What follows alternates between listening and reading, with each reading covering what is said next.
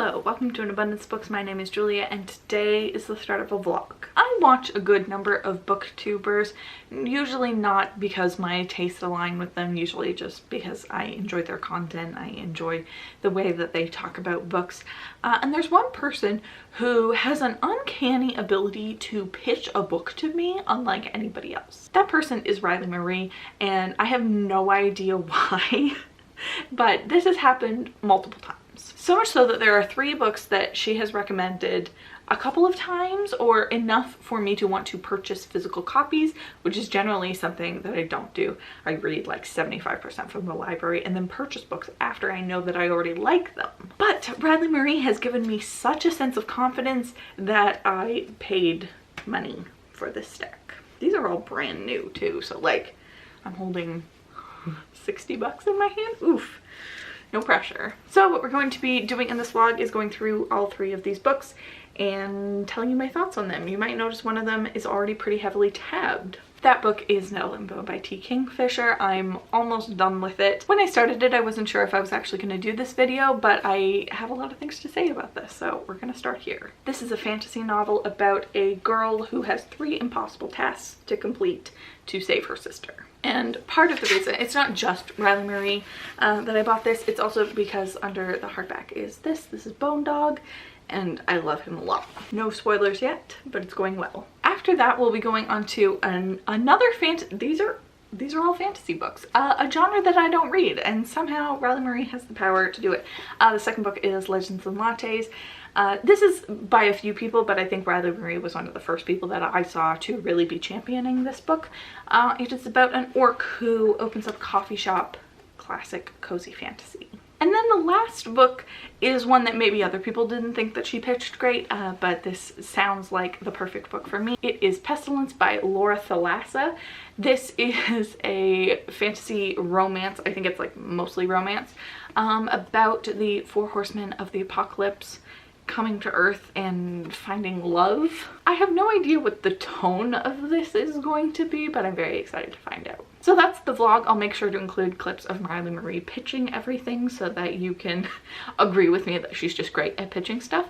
And we'll see how all these books go. Nettle Bone. So this is a standalone fantasy story about this girl who is the youngest princess of this little kingdom. T. Kingfisher is becoming a new favorite author of mine, and this is such a fun quest fantasy where this girl is setting out on a quest to save her sister from her abusive king husband, and in order to kill him she has to complete a couple tasks in order to break a curse that's protecting him. So she teams up with a very eclectic and unique group of people and a demon chicken to break this curse. It is so fun, and something about T. Kingfisher's fantasy books have this really nostalgic feeling to me. They remind me specifically of like 80s and 90s fantasy, like The Princess Bride, Labyrinth, Willow, kind of that genre of fantasy. And I also loved every single character from Nettle Bone, but specifically Bone Dog, who is a dog who was reanimated and is just bones. There's Bone Dog right there on the book. There's another drawing of Bone Dog. I love Bone Dog. Alright, so let's talk about Nettle Bone. I'm almost done with this and it's going really well. It's definitely not what I expected. I think also because the synopsis kind of throws you off. It's written in a very tricky way. Let's talk about it. So the book opens with Mara, our main character, creating Bone Dog. Her hands are all beaten up and she's having to dig to find like a mass grave and putting various pieces of dog together and wrapping them with wire in order to create Bone Dog. And that happens in like the first chapter and you're like, amazing, or right in it, I'm here for it. The problem is that immediately after that, it goes 15 years into the past and you're doing Mara's childhood growing up and getting all of the backstory that is very typical fantasy fare. It's about her family. They are royals and her sister was married off to this prince of another nation and she died under mysterious circumstances, and now her second sister is also not doing so hot. So she doesn't like this prince very much. Yeah, that's all in the synopsis. And I understand that starting a book is hard and that you don't want to have to start at the beginning every time, but it felt really unfair, that I was like really invested in what was happening in the story, and then they knocked me back so that I can get all the backstory, where maybe there was a way to do it through context clues. I'm not mad, like it's very well written. There's got to be a way to do it. I just don't know what it is. But it's been super fun. We're doing a quest. We've got, we also gather various characters along the way, which I'm really enjoying. It's definitely got some dark themes in it, but it feels very cozy. It feels very warm and safe. Despite all of the things that are happening. Also, we're gonna add another book to this vlog because once again, the Goblin Market was mentioned in this book. I have a copy here. It's like a poem, I think, originally. It's very short. This was originally written in 1862 and I just never read it, and I need to know because the Goblin Market keeps popping up everywhere. But I'm just really enjoying this. It's so interesting because I don't know if I'm getting 5-star feelings, but I'm just having like a nice time. I'm just very happy. I heard Meg with Books recently talking about how you just need a 4-star every once in a while. And that's kind of the way I'm feeling with this. Like, I don't think that this is going to break my heart or like make me a new person, but I'm just having a great time. And T. Kingfisher is just such an excellent writer. Like, it's heartfelt, it's funny. There's a bunch of quotes in here that I've tabbed. Oh, that happened. I forgot about that. You are still wrong, but you are wrong in an interesting way. That feels like my life motto. Bone Dog bored, sat down, and began trying to lick his nether regions. Since he had neither tongue nor anything to lick, this accomplished nothing but seemed to please him. It's just nice to read. It's really easy. I also did a lot of this through the audiobook, which I would highly recommend because we've got a lot of distinct characters and they're doing character voices. This is something that I think people would be hard pressed to not enjoy once you can get through those like 70 initial pages or all of the backstory. Like, it's quite long, but so far at least it's worth it. This also features a chicken with the demon inside of her and an evil puppet. And I don't know how to explain it. Like, it's classic fantasy, but also variations on things that you know and love, and that's T. Kingfisher for you. I really want to say more, but this is the kind of book that I actually don't want to spoil because I think that you will have a good time going into it. What are you doing? Go read the book, or wait for me to finish like the last 50 pages and then you can read the book. So I finished Nettle Bone and it was good. I didn't love the ending. I think the ending was probably the weakest part. I don't know if I blacked out for a minute, but we were all of a sudden sort of at the end and I didn't understand how we fixed the thing that we were trying to fix, but it doesn't detract from my overall enjoyment of the book. I think that this is super strong, so many fun elements in this. I'm giving it 4 stars. And I also did end up reading The Goblin Market by Christina Rossetti, and I didn't like it. I'm starting to wonder if I'm wrong and that this isn't actually what the Goblin Market that I know is based off of, because there's no Goblin Market. It's just a bunch of traveling goblins who just kind of yell fire stuff. And these 2 sisters who do, I guess. It's not great. I didn't love it. It's probably like a 2 for me. Even with the foreword in it telling me how good the poem is and how impactful it is, you couldn't convince me. But this was not a Riley Murray suggestion, so she gets no flack for this. And this was great. A super solid recommendation, and I'm very happy to have read it. Legends and Lattes by Travis Baldree.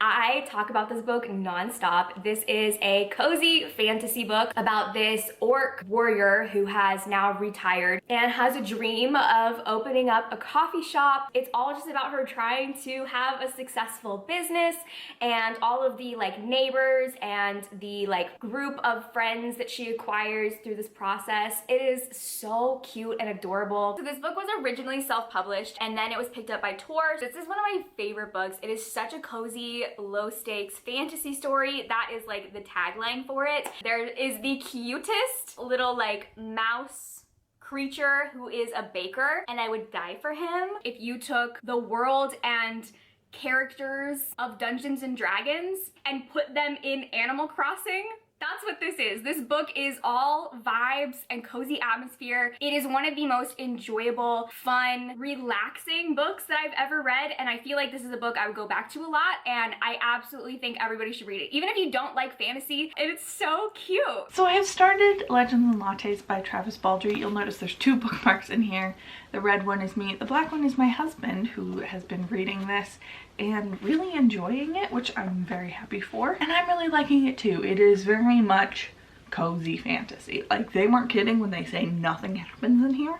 Nothing happens in here. There are definitely things that are set up that could become plot in the future, but it is literally just this orc Viv who moves to this new town and is opening a coffee shop, and she meets a bunch of people and she does a bunch of work, and it's lovely. I'm probably 40% of the way through right now, and like we're still in the process of setting up the coffee shop, so it's very slow and very chill and just lovely. I'm listening to the audiobook too, which is narrated by the author, which is very nice, and it's just nice. I also really like at the beginning of each chapter there's a little symbol that sort of works as a chapter title.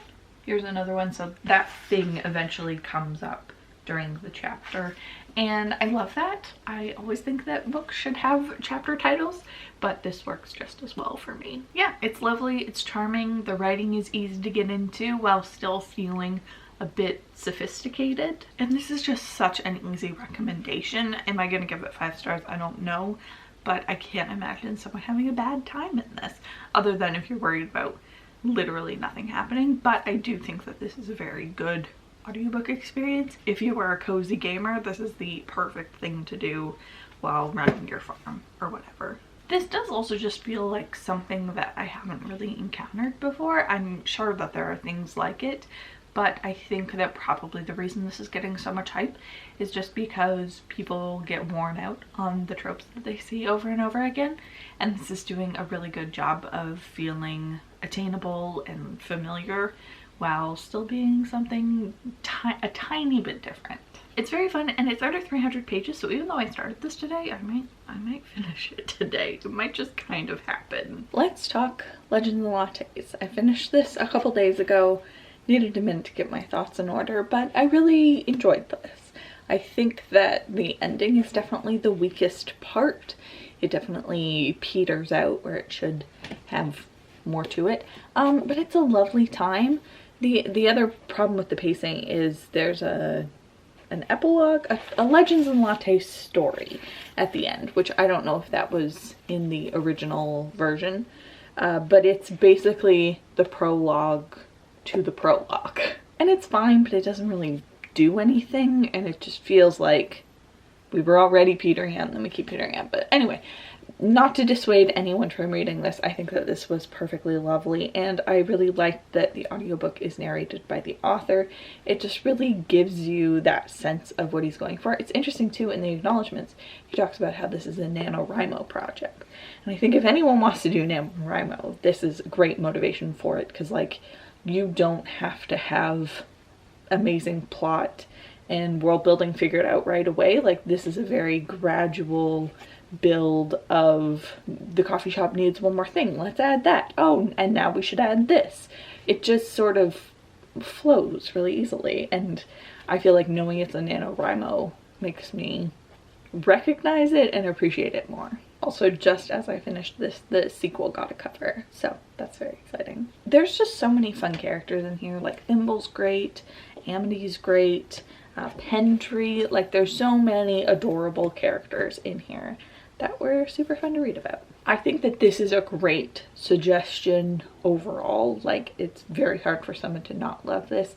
I give it a 4, but like, I still think that this is an extremely solid and valid recommendation from Riley Marie. Pestilence by Laura Thalassa. This is the first book in her Four Horsemen series, which is a post-apocalyptic kind of fantasy romance where the Four Horsemen come down onto Earth to end humanity. He kidnaps her and forces her to travel with him across the world, spreading his plague and watching humans die. And he wants her to be the last human that dies so that he can get his revenge on her. But of course, through the book, they fall in love. What I loved about this one so much is that it kind of had aspects of like alien romances, because he's not human and he's not familiar with any human emotions or customs or anything, and she really has to teach him how to do things. He doesn't understand anything about humanity, and so watching him like taste food for the first time and experience attraction and love and be very confused by why he's feeling all these things. I've heard people describe this type of hero as being an alpha mellow. So like an alpha, but like also a marshmallow, because he's very, very mean to the main character, which it's warranted, because at the beginning of the book, she like brutally kills him, but doesn't realize that he can come back to life. So he is very angry at her for doing that and is very mean to her. But then there's like these little like droplets of moments where you can just tell he has a huge heart and like cares. I love him. The last book we're reading for this vlog is Pestilence by Lattes, and okay, figure it out, camera. I'm about 100 pages into it and I'm having a really good time. The setup of this is really fun and just something that I would be very much on board with. The camera can't figure it out. Let's move. So the setup of this is we have our main character, Sarah Burns, who is a firefighter, which contractually, if your last name is Burns, you have to be a firefighter. And she is chosen as the last one left behind to confront Pestilence as he is riding through their town, destroying it. So the opening is Pestilence is riding down the road on a horse, and there's a flock of animals just like barreling past him, trying to get out of the way of this plague that is happening. Everyone knows about Pestilence. So she shoots him and wounds him very horribly, and it gets like really graphic immediately where she has to kill him, but he can't die. And so he's very bitter that she tried to kill him, and so now he has taken her as his prisoner and is taking her with him as he gallivants across, and with his saying, "Suffering is for the living." And it's brutal. Like, it's really leaning into how apocalyptic this is, how bad the plague is. Does it have a name? I think they just call it the plague. It's really going for it in a way that I wouldn't have expected, but am pleasantly surprised by. The problem is, now that we're a little over 100 pages, I feel like it should be winding down. Like, we should be at least halfway by this point, because the problem is it's just Sarah's point of view, and it's only her and Pestilence in the story. They come across people occasionally, but like there's not a lot, and Pestilence isn't super talkative, and I think we need to be ramping somewhere. Especially because this is also like a road trip story, so you just kind of go to a place, do a thing, go to another place, do a thing. It's just like, I'm ready to get somewhere now. I'm having a great time. I think that it's really fun.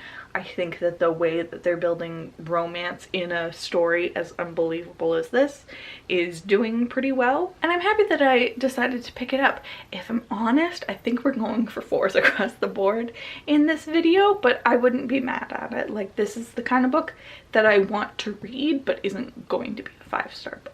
This is also self-published, so we've got 2 self-pubs and a Riley Marie vlog, which I think makes a lot of sense. I almost never read self-pub, so happy to do it. And I'm not really noticing any issues with that, other than the formatting in this book is awful. I want to find an example for you, but it's just like no paragraphs indent correctly. Page 3. You can see here, it's not indented properly, and that happens like on every 4th page or something like it. It's rampant. I don't know what happened. It's fine. I'm not judging anyone. It's just, I can't believe that happened. Lots of body horror stuff for the plague that I'm enjoying. Surprisingly dark. I know I said I didn't know what the tone of this was going to be. It's trying to do both fun and silly and dark and serious, and I don't know if they're necessarily marrying in the best way, but in a fun way. Alright, I finished Pestilence, and I'm going to be giving it 3 stars. I'm glad that I feel definitive on that. I was waffling between a 3 and a 4 for a long time, but it's definitely a 3, and it's a fun read, but it does stay very one note the whole time, and that's hard in a 350-page book. Because it's just the 2 of them, and they only talk about 2 things. One is that Pestilence is killing everybody, and 2, how hot the other one is. We don't get any sex until page 250, and they were meh. There was also some humor in this that I wasn't a fan of. This came out in 2018, but it feels more like 2008. Like there's a lot of our character saying something and then not. Like that's such old humor. Generally, this thing had a tone problem because there's a lot of brutal stuff in here and some really interesting things when we do interact with other people. It's just too few and far between. And like the main conflict is Pestilence gonna stop killing people? And he is killing people right up until the very end. Like I assumed there'd be a little bit of like, he decides something, but they have to like figure out a way to make it work. But like, it's 60 or it's 0 and it's nowhere in between. And I'm not saying that a book like this can't do the serious stuff and the fun stuff. It just never integrated them well. Like Pestilence is such a serious person and everything going on is serious that there's no like flirting or fun banter. There's no having a crush on the other person. They're in like deep everlasting love and confessing deep emotions that like I just never got on board with, because also like he's a bad guy. Like I'm here for a bad boy, but I need him to have some redeeming qualities, like who loves his mom or something. But like Pestilence doesn't have a mom. It was all very samey, and then it abruptly ended, and I had a fine time while reading it, but I don't think I'm gonna pick up the other books in the series.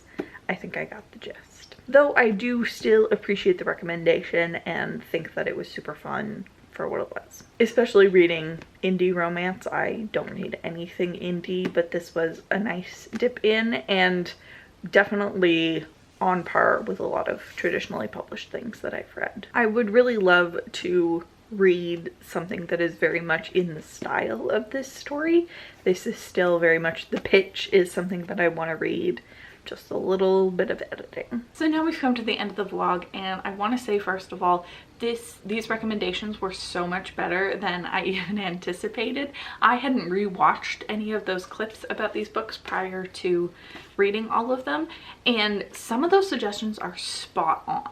Comparing Nettle Bone to 80s and 90s fantasy like The Princess Bride and Labyrinth is absolutely spot on. That is the exact feeling that I got when reading this, and are 2 of my favorite movies. Incredible recommendation. Legends and Lattes being Dungeons and Dragons in Animal Crossing is also just spot on and definitely gave that like relaxed feeling. And then comparing Pestilence to an alien romance is absolutely correct and is part of the thing that I loved most about this. So super impressed with those and just like very creative ways of explaining all of these. I also just want to talk about some commonalities that I noticed between these.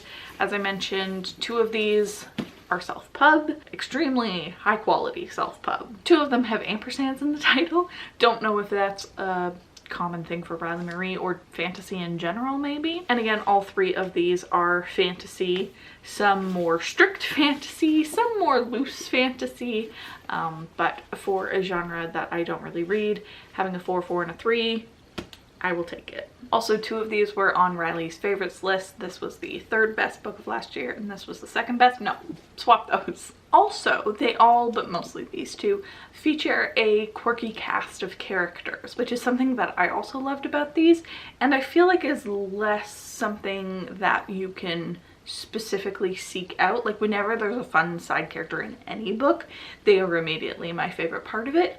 So being able to identify that about these books and about myself, I love. The one negative that I will say is all 3 of these, the ending is the weakest part of it. Maybe not Pestilence, it's like the back half and then the very ending is fine, but generally these have really strong openings and I didn't love the ending as much. So I don't know what that means, but it's something I noticed. So I'm very happy with these 3 books, but as I was editing and in the process of filming this, Riley has released a bunch more videos, obviously, and there are 2 books that she's recommended that I'm now convinced will be 5-star all-time favorites that I need to get my hands on. First of all is Woman Eating. Sorry, I meant A Certain Hunger. I got the vampire cannibal book confused with a different vampire cannibal book, which is something that I've been recommended a lot. I've seen a lot, but I've never had any interest in it until I heard Riley Marie talk about it, and now it's the only thing I want to read. This follows a food critic